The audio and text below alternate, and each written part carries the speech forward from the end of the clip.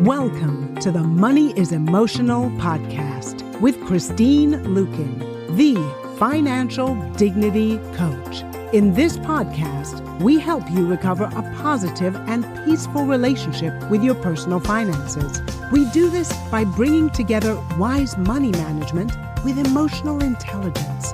Join us for this journey where we navigate our relationship with money as Christine Luken draws from years of experience and guest experts to help you get to the root of your money issues.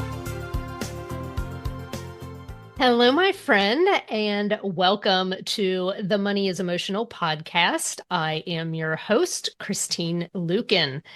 Today's episode is Becoming a Profitable Landlord. I am so super excited to welcome today's special guest, my friend, life and business strategist, Mark Dolfini. Mark is a veteran of the U.S. Marines and the author of 3 books. He is currently writing his 4th book, The Time Wealthy Advantage. He coaches landlords and other entrepreneurs to run their businesses efficiently and profitably. Mark lives in Lafayette, Indiana, with his beautiful wife, Jennifer, and their 3 children, Leland, Logan, and Liliana. Welcome to the show, Mark. Thanks. It's really good to see you. So you're a girl dad now. I am. How does that feel? Terrifying. It's been you and the boys for a while, right? It has. It's been, so the Leland just graduated from high school. He's 18, graduated midterm. Logan is 15 and Liliana is just over 1. So she just cleared her first birthday. And yeah, it's not getting any less terrifying. It's going the other way, if anything. Well, her pictures are so adorable on Facebook. I can't imagine that it would be terrifying. She is a lot. She is a huge personality. So, Mama the other day, she wouldn't sleep. She wasn't sleeping, so she brought her downstairs just to kind of see if she can get her settled down. And she sat her on the bed, and she just wanted to party. She just laughed and giggled, and Mama realized really quickly that was a terrible idea and took her back up to her room. So it's fun. Well, as much as we could probably talk about the kids for a long period of time, we're really here to talk about something else. But before we really dive into our topic of being a profitable landlord, I'd love for you to tell us your story about how you got started in the real estate business, because you had a rocky start as a landlord, didn't you? Yeah, I did it all to myself. That was the problem. I would love to blame anybody else for for all the mistakes that I made, but when I wrote the last book that I wrote, The Time Wealthy Investor 2.0, and you had a little hand in that in the very beginning, so I appreciate your help and counsel on that, because you have written several books yourself, and which are all amazing, by the way. If for any, not she did not tell me to say this, but I reference her books all the time, and they're right there within reach in case I get there. Yeah, because you're well, and I coach a lot of people now, but they're very interested in seeing my story. They're very interested because they see the completed product on the other side of, oh wow, you only work an hour a week and you have all these rental units, and I have a property management business which has about 250 units altogether, and I spend about an hour a week, in that business. Yeah. And now that's the good side. That's what you see after, all the work. But getting started in this, I was at Purdue, and when I first got out of the Marine Corps, came to Indiana to go to Purdue, and I started buying rental units while I was still in school, and I learned how the banks were underwriting loans. So once I figured that out, it wasn't difficult to basically show them what they needed to say yes to the loans. And so by the time I had graduated from college, between what I was able to buy with traditional financing and what I was able to get just from my own wheeling and dealing and everything, I had about a dozen rental units altogether before I actually left school. That's impressive. Thanks. Yeah. And I was actually pretty proud of that. I mean, it was, the properties I was buying were not super impressive. They were, we in the community, we call them crack shacks, they were they were not great. I guess you got to start somewhere, right? Exactly. They were not great. But I did learn a lot about the business. And early on, the part of the problems, which you're going to hear me say, at least reference at least another couple times, is that when I was buying these properties, I never budgeted in my line items, in my individual line items on my pro forma or my income statement for jobs that I didn't want to do. So in other words, if for every line item I didn't budget for, it became a job I created for myself. So if I didn't budget for mowing, I just created a mowing job for myself, right? If I didn't budget for maintenance or leasing, going out and showing the properties, well, guess what? That's a job I created for myself. And a lot of people, I know in my particular case, part of the problems where I got started was I was just looking at, okay, well, what's the mortgage payment and how much rent can I get? And that's going to be my net. And it is not that straightforward. So, so by the time I left Purdue, I have an accounting background. So I went and worked for the Marriott for a few years, which was a fantastic company to work for. But once you're kind of bitten by that entrepreneurial bug, you just never really want to, it's hard not to go back. You stay there. So I was building this rental property portfolio. And by the time when I fully went on it, because 9/11 had happened and I was just like, I'm just not feeling super fulfilled. I was working some corporate jobs here and there, just different things in the field of accounting. But ultimately I was building my rental portfolio and I got up to 92 rental units by myself. Wow. And it was a little over $6.5 million of real estate. And while that might sound impressive, it was built on a house of cards. And that was the real problem, is that I had created not just a job for myself, but hundreds and hundreds of little jobs for myself because I didn't budget appropriately for those individual tasks. Yeah. And so I know your story. I know where that led you, but I'd love for you to tell our listeners what doing landlording the wrong way, where you end up when you go down that path. Yeah. So most people, when and I operated under a banner called Landlord Coach for a while, and then I kind of I niched up a little bit to working with more small business entrepreneurs. But under the Landlord Coach banner, I would often tell my stories where I would travel around different real estate investor association meetings and just travel around and kind of tell my story. And it was inevitable when people would find out, oh, you're the Landlord Coach. Yeah, I really want to get some rental units. And I'm like, oh, okay, that's great. And many of them, what I would find is they were stuck usually somewhere between like 7 and 15. They were always stuck at that weird number. And they were always saying, well, if I could only get the financing, if I could only get the financing, they think that's the financing that's the problem. But it's actually not. More oftentimes it's because they're constrained by capacity, because they have so many little jobs that they created for themselves, whether it was showing properties, cleaning properties, whatever it was, all these little things, right? Now magnify that times 92. Wow. Managing 92 properties is not 92 times more difficult than one. It's like they're in orders of magnitude. It's like the Richter scale, right?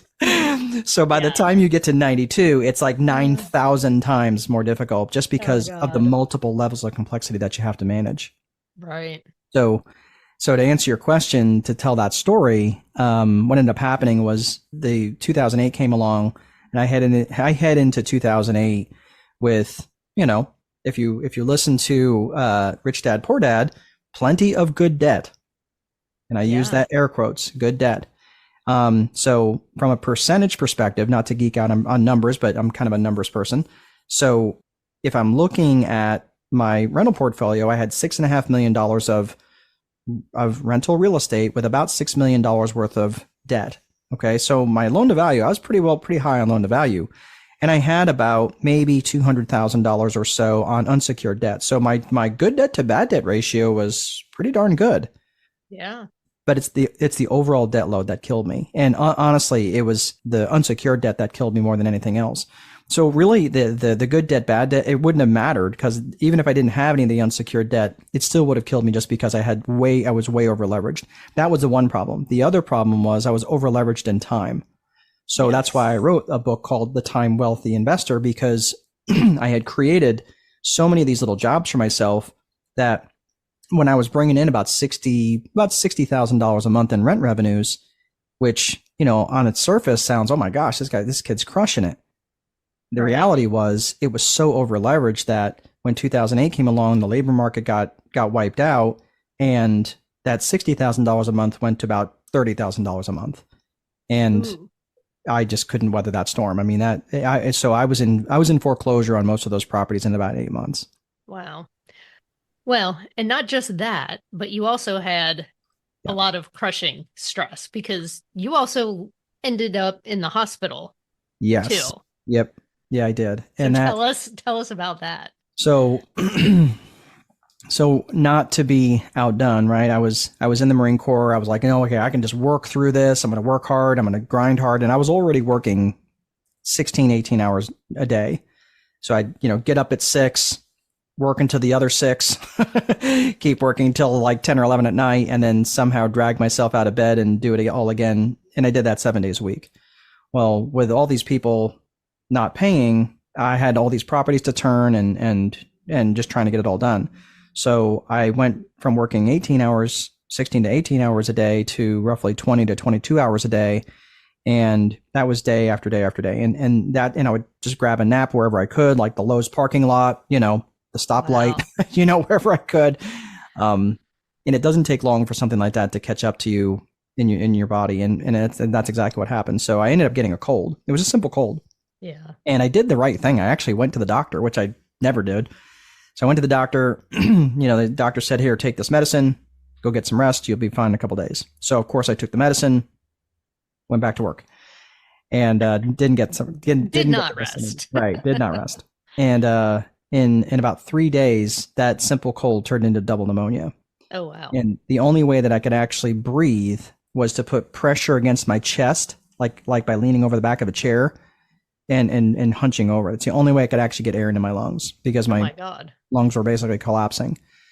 So I got to the hospital and give me a breathing treatment. And of course, as I'm sitting there, I'm waiting in this room by myself. And they put me in this triage room. They ordered this breathing treatment and they just left. I didn't get anything. I'm just laying there. Oh my God.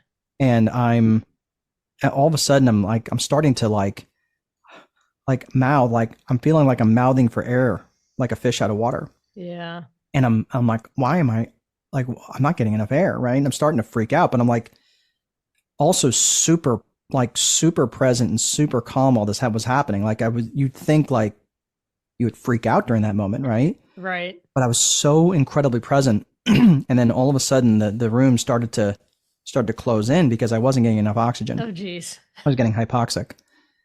And as I'm laying there, I'm thinking, I'm gonna die, and no one's gonna be here. Like they left me. Like there's no one in the room with me. Yeah. And so I just kind of very calmly just kind of resolved myself to my fate. Like, wow, this is how I'm going out. I literally worked myself to death. Wow. So I was kind of getting ready to close my eyes, what I thought would be the last time, and then felt someone kind of fitting a mask over me and getting me this breathing treatment and everything else. And I would say it was scary, but it was scarier after the fact. Yeah. Because I was so incredibly calm during that moment, but I literally almost worked myself to death. And the hospitalist who came in later on, and I was like, of course I'm feeling better now that I got a breathing treatment and everything else. And I'm like, okay, I'm ready to go. And she's like, no, this is exactly where you need to be. Otherwise you're going to be back here in a day or two, way worse off. So this is exactly where you need to be.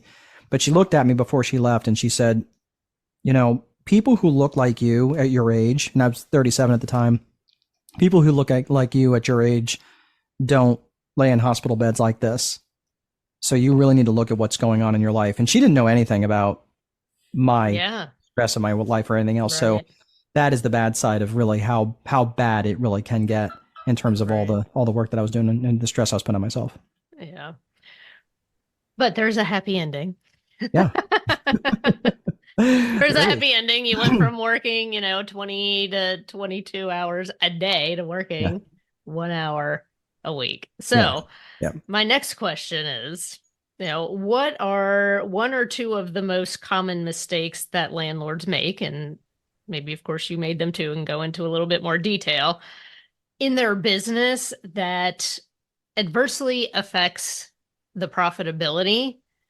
And you can also talk about the free time and the mental health as well.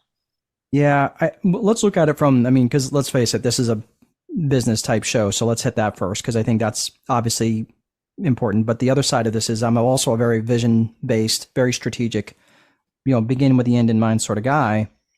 So I'll hit that second. The first answer is most people, they don't underwrite the properties correctly. So they either vastly overestimate the revenues, right? If you're looking at pro forma, it's just like an income statement where you've got revenues and your projected revenues and your projected expenses. Most people vastly overestimate the rents coming in and they vastly underestimate the expenses going out. Mm-hmm. So usually what I hear, and I hear this in the Airbnb world too, where people are like, oh my gosh, you could buy that property that might get $2,000 a month in rent, but I could Airbnb it. I'm going to get $6,000 a month in rent.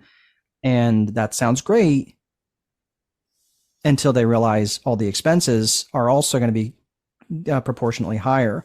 Right. So you really have to do the appropriate underwriting on both sides.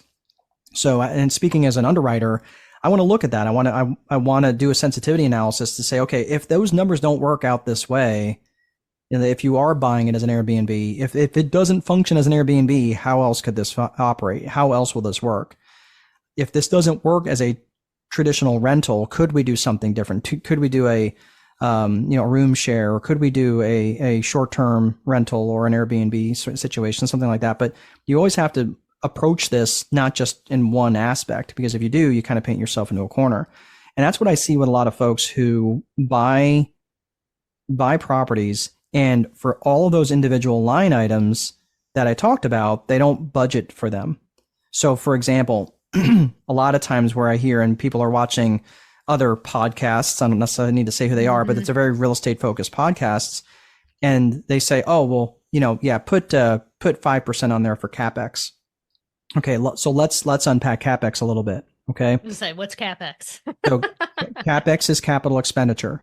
Yeah. So capital expenditure would be those items where you're going to improve your furnace, you'll replace your furnace, replace your roof, or something along those lines, right? So if you're watching the very popular podcast, it's like, oh, we'll throw 5% on there. Okay, so let me back into this in terms of just some logic. Okay, let's say we have two exact houses. Okay, and two exact houses in Cincinnati. Okay, and one house they're both very similar in terms of layout, right? So they both have 4 bedrooms, they both have 2 baths, but the difference is one is new, say it was built in the last 2 years, and one is 30 years old. Okay. So would it stand to reason that the newer property generally would probably command higher rent? Yeah. It would stand to reason, right? Yeah. There's certain areas where more historical homes might pull in more money, but there's a reason a more modern property probably would pull in more rent, right?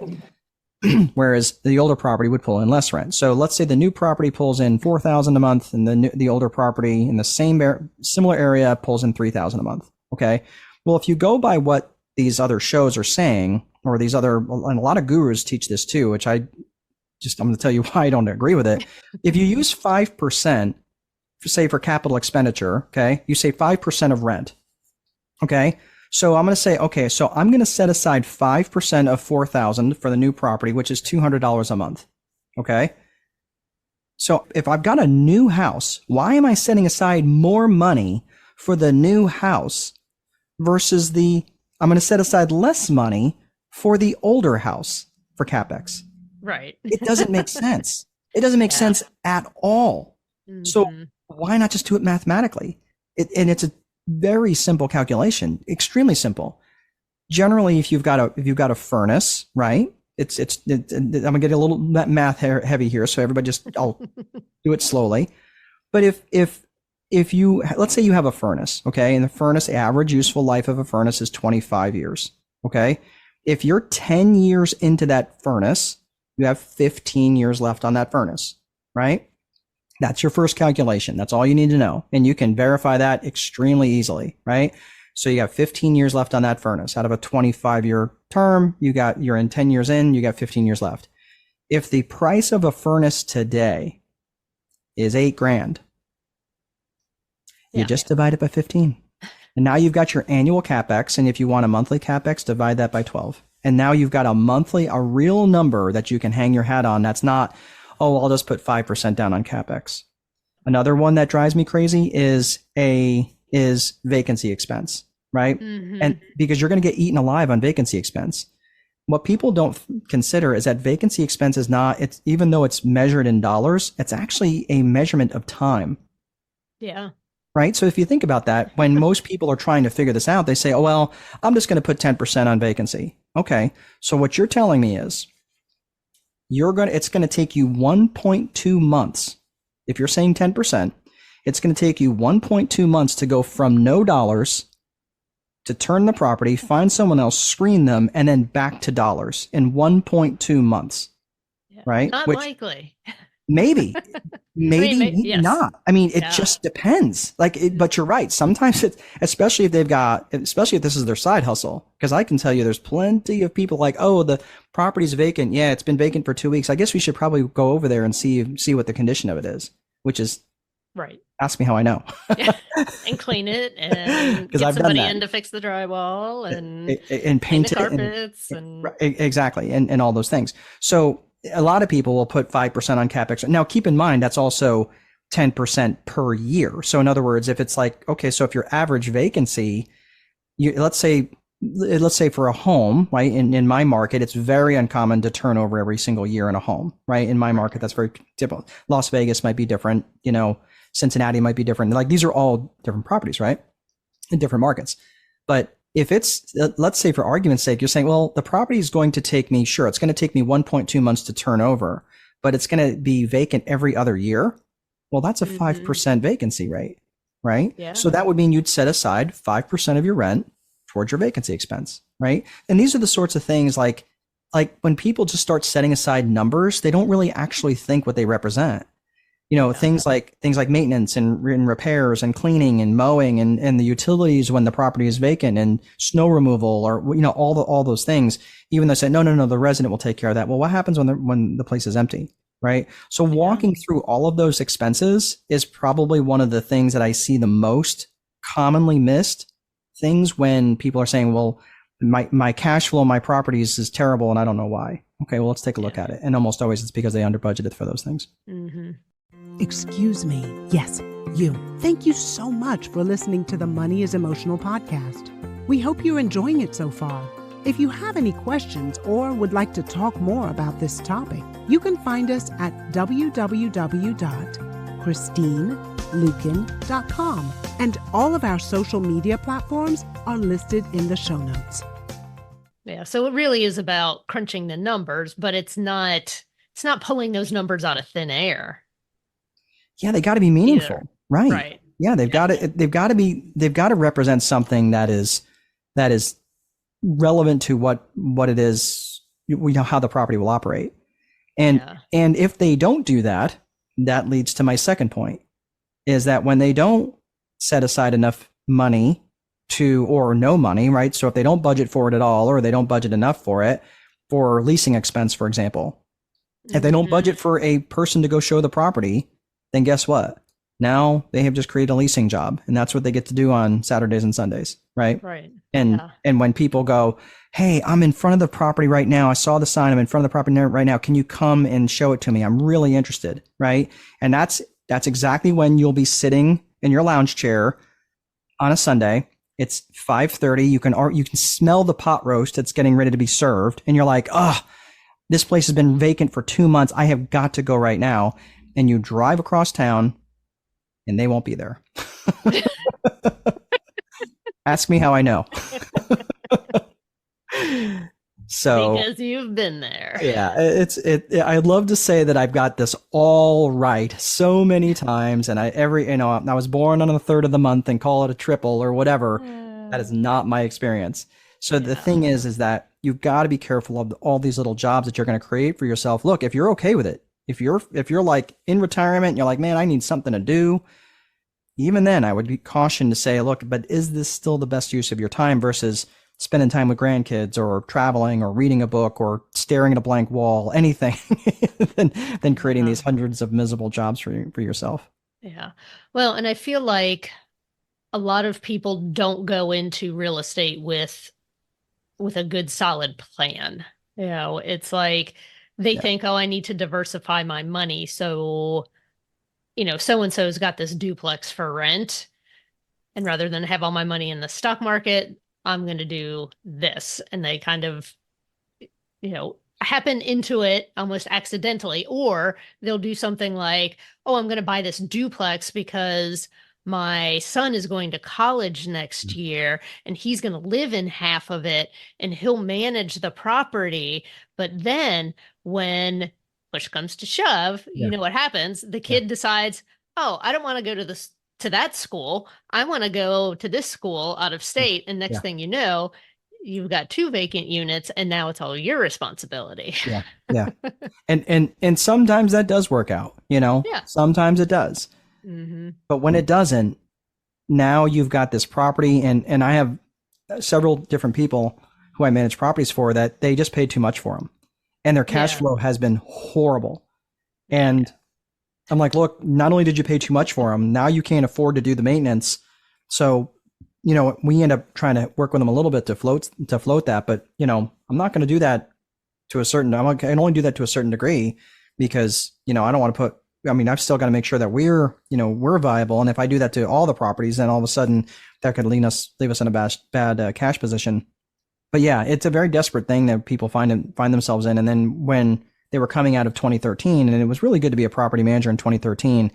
And back in 2019, the property management world saw a population explosion once again, because there was the highest percentage of landlords that had been out there, not just in population, but also in percentage. And there was a very, very large percentage of non-owner occupied dwellings out there. So of course, it opened up the world for people who wanted to get into the property management hustle, but and many of them are gone, by the way. I mean, people got in, tried to make money, and then they realized, oh my gosh, this is terrible. Why would someone willingly sign up for this? But it is only difficult when you don't have the infrastructure, when you don't have the processes set up, and it can get very, very. It can be a miserable job that you create for yourself if you're not careful.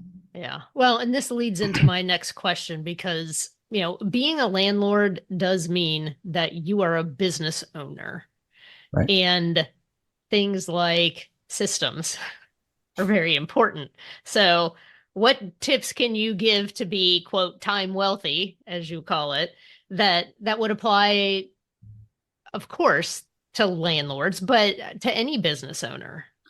Yeah. Well, that goes back to the second point I was making, is that, you have to begin with the end in mind. You have to figure out, like, okay, start to construct a vision for what you're actually wanting to create. And I would make the argument to start with your personal vision first.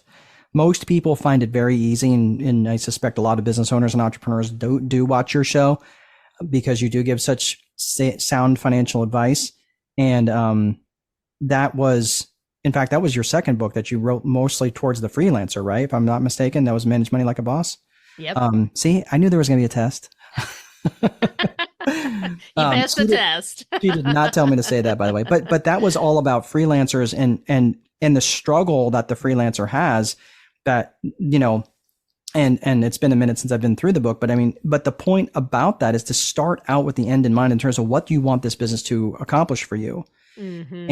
And at the end of the day, if you're just doing it to stay busy, then fine, treat it like a hobby, and that's fine. No one's going to criticize you for it. But then you don't get to complain when all of your time goes to that because you have no other choice. Right. And you can create this self-imposed prison. So starting out, the advice I would say is, start with the end in mind in terms of what it is that you're actually trying to accomplish. And it's really funny that when I would travel around to those different RIA groups, the real estate investment groups, they would say, oh, I have some buy and hold properties. That's what I'm going to be talking about today. They're like, oh yeah, I want to get into some buy and hold properties too. And like, yeah, I want to get, and it was always increments of 25. I want to get 100 rental units, or I want to get 75 rental units. Again, always increments of 25. I have no idea why. And I would say like, oh, wow. Okay. And then I would say, well, 99 wouldn't do it. You have to have exactly 100. And they'd say, well, no, 99 would do it. 100's a round number, I'm like, I get it. I have an accounting background. I get it. 100's a round number, but but 97 wouldn't do it. Like, I mean, 97 is a prime number. Would that do it? And they're like, yeah, 97 would do it, you know. Then I'd go to 91 and 89 and they'd keep going down. And what they eventually, many of them would recognize is that what they were doing is they were confusing the number of rental units. They were confusing the number of rental units with the level of life output they think that was going to buy them. Right. Yeah. So if you're really thinking about doing this, excuse me, if you're thinking about doing this, really stop and think, okay, well, if I said, on the other hand, okay, I really want to get $27,911.13 every month. Have you thought that through? Yeah, I would argue that you've thought pretty clearly on that, right? So with that, and what difference would it make if it was 100 rental units or 17 rental units that were paid in full? Yeah, that's a good point. Right? Because you're going to massively reduce the amount of complexity in your life. And then you can say, okay, like, why not? What difference does it make? I would rather spend my time figuring out which cruise I was going to take next. Or even if it was maybe something that you wanted to do just to be more industrious, and you could say, okay, cool, that part of my life funds something over here, which is a true passion for me, which is where I'm at right now. I've got, you know, my rental property business, my property management business that funds my ability to do this and not be interrupted 71 times because my phone is ringing. Right. So, exactly. So you can, it opens you up to other things, but again, begin with the end in mind, start with your personal vision, then create a business vision. Many people will often start with a business vision, and because the business vision is easy. Well, I want 100 rental units, or I want, you know, whatever the thing is, right? I want to flip houses, or I want to, you know, sell, you know, lotions or potions or whatever it is. But whatever the thing is, what ends up happening is when you create a business vision before you create a personal vision, you end up creating a life that exists to serve the business. Yeah. And that sucks. Again, ask me how I know. Yeah. Well, and then I think that really gets into the business vanity metrics, like saying, oh, I have 100 rental units. I mean, it's like the business coach that brags about, you know, having $100,000 sales months, but is literally only clearing $5,000 after they've paid all their advertising expenses, et cetera. And it's like, okay, let's look at the bottom line. Like, what is this adding to your life? And so I think that's basically what you're saying is, what do you want this to add to your life?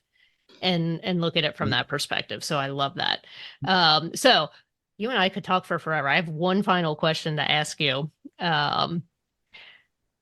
Tell us about your VIP method course for landlords.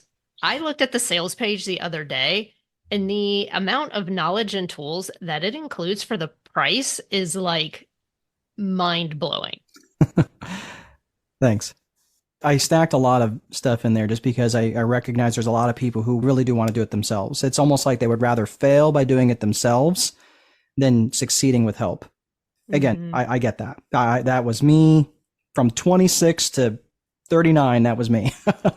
and I totally get that. And I'm not here to knock anybody about that, but I would also encourage you. It's okay that you get someone to help you. That's totally fine. So in terms of the VIP method, that is what I use for all the businesses that either I have been in or whatever businesses have come to me, whether they've been in real estate, whether they have been fractional CFOs or fractional CMOs, chief marketing officers or chief financial officers, people who are in the coffee business, people who are roofers, you know, different contractors and so forth. The VIP method works pretty well. Well, VIP stands for Vision, Infrastructure, Process, and it has to go in that order. So vision is, we kind of talked about that here a little bit, but the vision piece is really specifically about what it is that you want to do. It doesn't have anything to do with income generation. So let's say, for argument's sake, you woke up with $30 million in your bank account and you get to decide day to day what your life would what your life would look like. And now, I mean, I think you and I both, Christine, we both know that $30 million, it sounds like a lot of money, but you can go through $30 million pretty quickly without, if you're not a good steward of money, right? Like especially if you buy a yacht with a helipad. Right. That's like my husband's like, like when I try to get him to dream, and I'm like, no, dream bigger, dream bigger. Then his joke is like, all right, I want an ocean-going vessel with a helipad. Right, exactly. Which Yeah. would probably cost, I don't even know how many millions of dollars, like Right, $50 right. million. Yeah. Yeah, probably something ridiculous. Yeah. Well, that like from that perspective, the vision piece is, what would you want your day-to-day life to look like, if your life wasn't defined by income generation? Because again, who we are is not what we do is not who we are. Yes. So start thinking about that. And many people say, well, what's a good way to start with that? Well, just think about your 100th birthday speech. If you were 100, if you were turning 100, what would you say? What would you want said about you after you left the room or you left the room? And what message would you want carried outside the room when you were done? So that's a really good way to do that in terms of the personal vision. Then you've got the other component of vision, which is your business vision. And I look at business vision a couple of different ways. I like to look at it through the lens of 3 C's: core values, core purpose, and client avatar. Core values is specifically, what does the business stand for? How would the world be worse off if you are no longer in business? Core purpose is, what business are you specifically in? Not like, oh, I'm in real estate. No, well, what does that mean?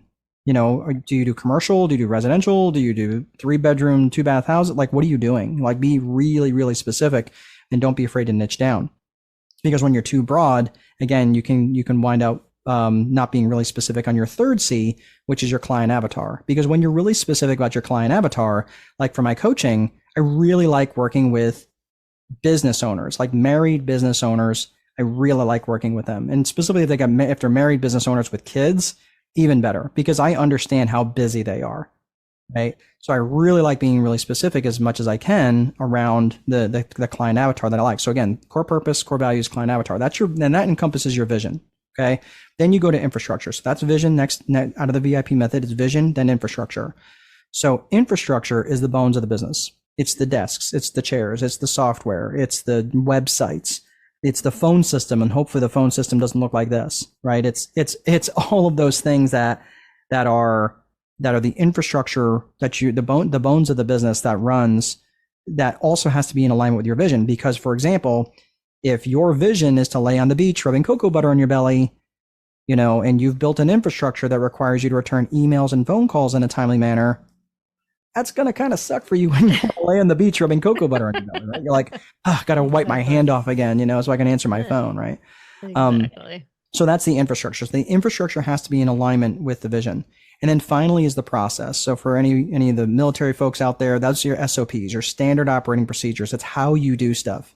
And it's the tactical stuff that you may learn from the gurus that because there's lots of gurus out there that give really good advice, but it's not going to stick unless you have the infrastructure in place to run that tactic, and it's not going to work if it's not in alignment with your vision.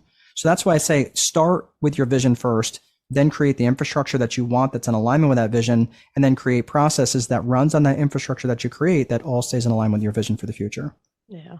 Well, and I feel like a lot of people do that in a piecemeal kind of way. It's like they kind of do those things on the fly. They're adding procedures as a reaction. They're adding infrastructure because there's a bottleneck, rather than like stepping back and looking at everything. And so I love that is what you help your clients do, whether it is, on the real estate side or in business in general. Mark, thank you so much for being here today. I know we could talk for hours and hours, but unfortunately we don't have that kind of time. I get it. Yeah. But I think this has truly been an eye-opening and fun-filled conversation about the world of real estate and business. And I'm sure our audience has gained some valuable insights and, what it takes to be a landlord. And certainly we're going to put the link for your VIP method course for landlords, because I'm sure there's going to be some people that want to take advantage of that. And I know that our producer Bill has been eavesdropping on our conversation. He is dying to chime in. Well, look. First of all, that is a great story, and thank you. Part of me was sitting here wondering where you were a few decades ago, because my wife and I became the sort of accidental reluctant landlord when we had some property that we couldn't sell at a gain. we thought, well, we'll be a landlord for a little while and create an income for ourselves. And we're never going to repeat that. How hard could it be, Bill? Come on, we can do this. We We're are smart not people. more, but that's actually my question is a people question because I know we're talking about business. So let's incorporate people into this. As a matter of fact, our first tenants were remarkable. They couldn't have been more ideal. They were perfect. They were wonderful, and it spoiled us.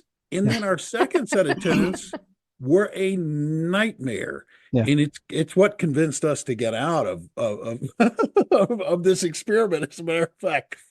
So how do you deal? I don't know if you can answer this question, but it's like, how do you deal with the people side of this business equation? Because there are very much people involved. Yeah, this is a people business. There's no getting around that. And I think that's where a lot of people think like, oh, I'm getting into real estate because I don't like people. Right. I'm like, wait, what? Did you just say that? Heard that. You heard that, listeners. If you don't like people, do not get into landlording. Well, landlording is not for you. Well, it's not for you if you want to be, involved in the day to day. Maybe go be an actuary or go build kites, sell ice cream cones, something else. But don't do that because you're dealing with literally the hardest parts of people and how they live and how they raise their kids and how just all the things that come swirling around. And of course, every single person that's come to me that with a regret that says, yeah, I knew I shouldn't have rented to them, but I felt bad for the kids. I felt so sorry for them. And of course, many of them have even, they may even have a little training for the kids. Oh, let's put on our sad faces, kids, so we can, guilt the landlord into renting to us. And I will tell you this. There are many folks out there that specifically look for rental properties that are owned by private landlords. And that's because they know they're not sophisticated in their credit screening, their background checks, things like that. They just kind of go by the seat of their pants. And they just, and they'll convince you, oh, they're the best tenants since Mary and Joseph rented the manger, and you're like, oh, wow. Yeah. You're amazing, and all of a sudden you're like, sweet baby Jesus, how do we get rid of these? Yeah.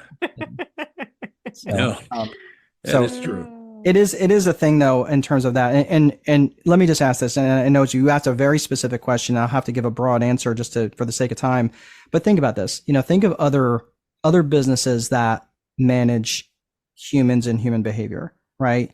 You've got credit card companies, you've got utility companies, you've got mortgage companies that they're all kind of dealing with the same thing in very similar ways. Like hospitality, I came out of the hospitality industry. I was an assistant controller for Marriott for a while. So all of those things like kind of gave me this background in dealing with this, the insanity of the human condition at times. But I'd say like that the systems is what will set you free on that. And you have to stick to your systems, because every single time I've gone outside my system is when I have gotten messed up and I got upside down. So once I create that system, that's why, again, the system part of the VIP method is infrastructure and process. So the system part would be, okay, so when you come to me, I have a checklist that says, okay, I need a photo ID from every adult. Okay, that's going to be on the lease. And everybody that's 18 or above has to be listed on the lease. I need to make sure that I'm running credit checks on this and that and the other thing. And I need to make sure I have a month's worth of income, right? That statements, not bank statements, but pay stubs. Pay stubs, there it is. Month worth of pay stubs from each one of these individual people, and et cetera, et cetera, et cetera, right? So all of that is very checklist driven. Whereas if I'm flying by the seat of my pants because it's fun and it's exciting and how hard could it be? And they seem like such nice people, that's when you get upside down. So create the systems that'll protect you from yourself. Yeah. Great. Again, I wish you were around a few decades ago. I've heard that so many times. Thanks so much. That was really great. Happy to help. Awesome. Yeah, and Christine, thanks for facilitating this conversation, because as always, this podcast is invaluable. It is really a terrific advice-filled podcast, if you will. And that leads me to this question for those of you listening today. If you're not a subscriber, why not? All you have to do is hit the subscribe button. It's really very easy. Hit it, subscribe, and then this podcast will always be delivered to you wherever you listen to it, and you won't miss another episode. That's pretty easy in terms of everything that's been talked about today, okay? Thank you so much for listening. If you like it, share this podcast with other people. Let them know. Spread the word about it. Get the word out. On behalf of Christine, I'm Bill Tucker, the producer, thanking you for listening and reminding you that you can go out today and make it an absolute great day. Or not. It is your choice. Thanks for listening. Thank you for listening to the Money is Emotional podcast. To get in touch, visit our website at www.christineluken.com or drop us a line at hello@christineluken.com. And don't forget to click the follow button to be notified when new episodes become available. The information covered and posted represents the views and opinions of the guest and does not necessarily represent the views or opinions of Christine Luken. The content has been made available for informational and educational purposes only. The content is not intended to be a substitute for professional investing or tax advice. Always seek the advice of your advisor, tax professional, or other qualified financial professional with any questions you may have regarding your personal finances.